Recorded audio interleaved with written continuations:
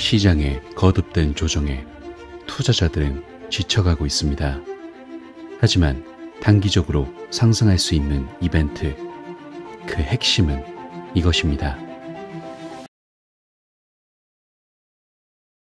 안녕하세요. 크립토피아입니다. 금일 브리핑 시작해볼게요. 자, 먼저 비트코인 현물 ETF 유입량부터 체크해보려고 하는데, 관련 자료에 따르면 11일 미국 비트코인 현물 ETF 시장에서 약 2억 달러 상당의 자금이 순유출된 것으로 보이고 있거든요. 유출 금액이 가장 많았던 곳은 약 1억 2100만 달러 상당히 빠져나간 그레이스케일 비트코인 현물 ETF였고, 2위는 5650만 달러가 빠져나간 아크인베스트 비트코인 현물 ETF, 3위는 비트와이즈 비트코인 현물 ETF였어요. 더불어 피델리티 비트코인 현물 ETF에서도 740만 달러 상당의 유출액이 발생했으며, 가장 많은 비트코인을 보유하고 있는 블랙록 비트코인 현물 ETF에서는 유출입 자금이 없었죠. 여기서 중요한 것은 미국 비트코인 현물 ETF 시장은 지난 5월 13일부터 연속 순유입 행진을 이어가다가 17 영업일 만인 10일 6,490만 달러 순유출을 기록했는데, 7일 나왔던 미국 고용 데이터 여파로 주말 새 비트코인 가격이 하락한 탓이 큰 것으로 보이고 있어요. 그리고 다음 순유출 이틀째인 어제에는 비트코인 가격이 추가로 3.2% 떨어지며 유출액이 더 증가하는 양상을 보이는데, 미국 비트코인 현물 ETF 시장에서 2억 달러가 넘는 순유출이 발생한 것은 지난 5월 1일 이후 처음으로 5월 중순 이후 계속 훈풍이 불었던 비트코인 시장에 긴장감이 흐르는 이유이죠. 그래서 지금의 비트코인 가격은 미국 금리 인하 기대감으로 지금 수준까지 올라온 것으로 보이는데, 당분간은 비트코인 가격이 미국 거시경제 지표들에 따라서 움직일 가능성이 높아 보이는